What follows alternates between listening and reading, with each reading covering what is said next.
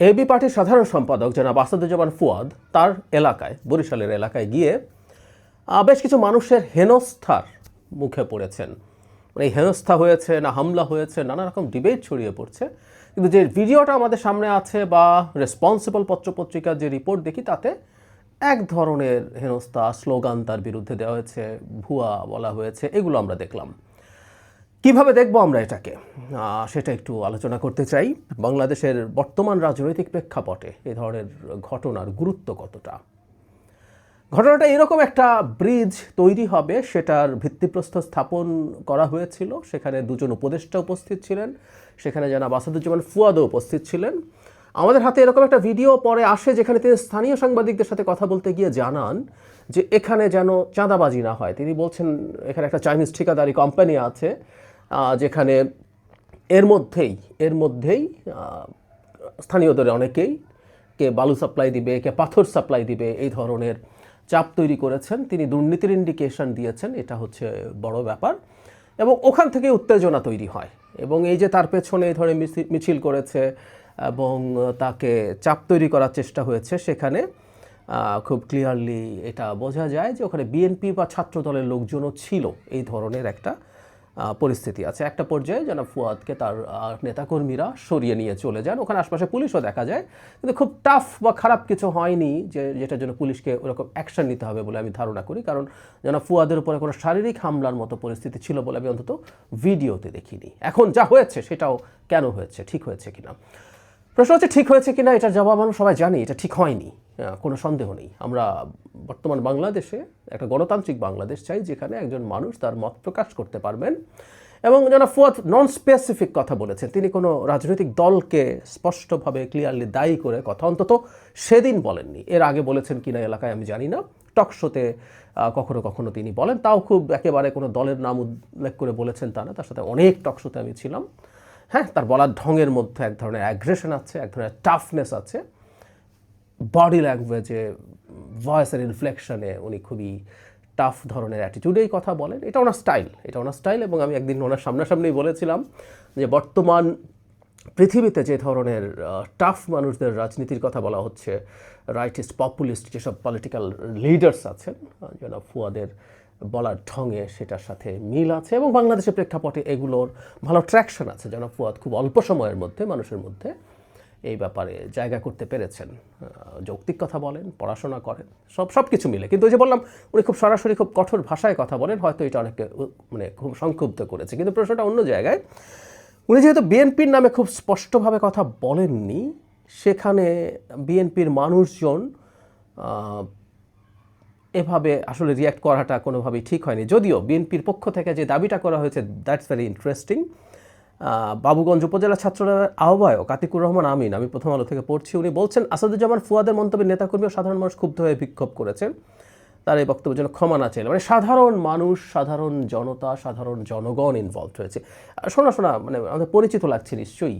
আমরা 5 আগস্ট পরবর্তী সময়ে বাংলাদেশে বিভিন্ন সময় বিভিন্ন জায়গায় যখন মব তৈরি হয়েছে, তখন এই আলাপগুলো আমরা শুনতে পেয়েছি।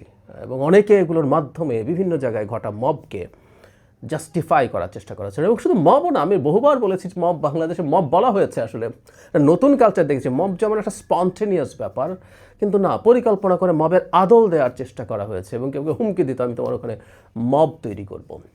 তো যে কথাটা বলছিলাম, 5 আগস্ট পরবর্তী সময়ে বাংলাদেশে নিয়মতান্ত্রিকভাবে সব কিছু হবে, সব কিছু ঠিকঠাকভাবে চলবে, এই জায়গা থেকে আমরা অনেকে সরে এসেছিলাম।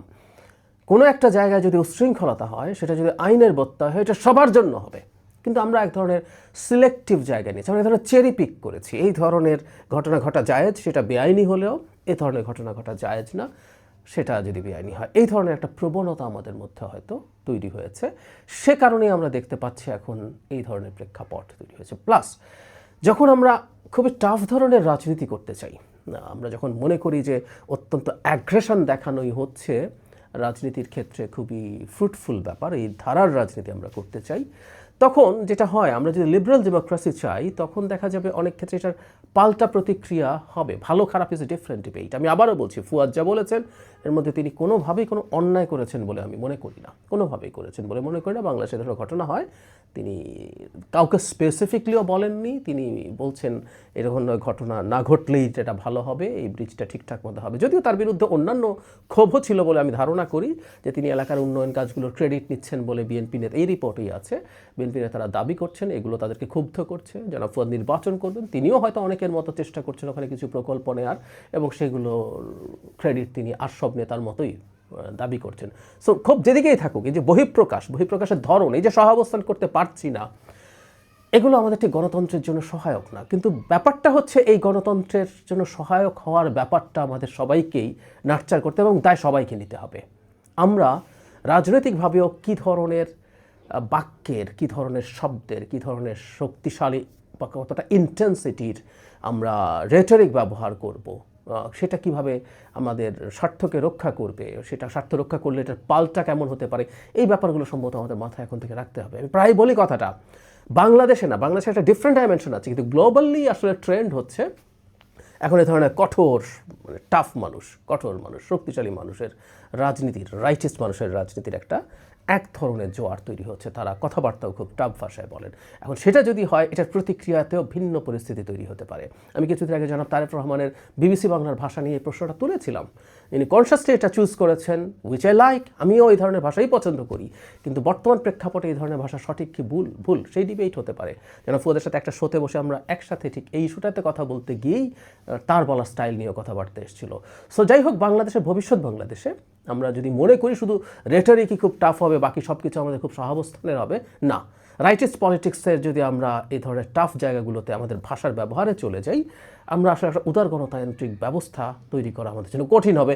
বিশেষ করে যে বলছিলাম, বাংলাদেশে একটা বিশেষ পরিস্থিতি আছে, সেটা হলো শেখ হাসিনা গত 15 বছর আমাদের উপরে স্বৈরাচার চাপিয়ে দিয়ে, একটা প্রথম দিকে একটা ফ্যাসিজম, তার পরবর্তীতে একটা মাফিয়াতন্ত্র চাপিয়ে দিয়ে আমাদেরকে খুব ইনটলারেন্ট বানিয়ে গেছে। সেই ইনটলারেন্ট জায়গায় যখন আমরা এইভাবে প্রতিক্রিয়া দেব, বক্তব্য দেব, সেগুলো সামষ্টিকভাবে, আমি কিন্তু শুধু জনাব ফুয়াদকে বলছি না, এটা বিভিন্ন দিক থেকে বিভিন্নভাবে হচ্ছে, সব দিকে হচ্ছে, সেই জায়গাগুলো আমাদেরকে একটু সতর্কতা জরুরি। আমি সামনে একজন কিউরিয়াস অবজারভার হিসাবেও দেখব, কিন্তু আমার কাছে মনে হয় আমাদের সব পক্ষের খুবই সিরিয়াস হওয়ার সময় এসছে। গণঅভ্যুত্থানে যে কোনো কিছু হতে পারে, সকল কেউ আবার বিপ্লব বলেন, সকল বিপ্লবেও যে কোনো কিছু হতে পারে, এটা করে ফেলা যেতে পারে, ওটা করে ফেলা, এটা ভেঙে ফেলা যেতে পারে, মাজার ভেঙে ফেলা যেতে পারে, ওকে পেটানো যেতে পারে, ওই আওয়ামী লীগ নেতার সব কিছু ধ্বংস করে ফেলা যেতে পারে। এগুলোর যখন সম্মতি উৎপাদিত হয়েছে কোনো না কোনোভাবে, কোনো না কোনোখানে, এই উৎপাদিত হওয়ার সমস্যা এই জায়গায়, এই সম্মতি উৎপাদনে কেউ মান্য না, কিন্তু আরেক ক্ষেত্রে কেউ একজন মনে করেন যে এটা সঠিক এবং সেটার পক্ষে তিনি সম্মতি উৎপাদনের চেষ্টা করতে পারেন।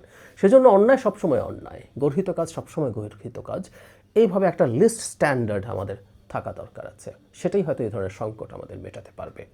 আমি আবারও বলি, জনাব ফুয়াদের উপরে যে ধরনের আচরণ হয়েছে, উনি শারীরিকভাবে আহত হননি, আক্রান্ত হননি, এটা খুবই বড় ব্যাপার, কিন্তু যা হয়েছে সেটাও ঠিক হয়নি। আমরা আশা করি ভবিষ্যৎ বাংলাদেশে সত্যিকার গণতান্ত্রিক চর্চার পথে আমরা হাঁটতে শুরু করতে পারবো দ্রুতই।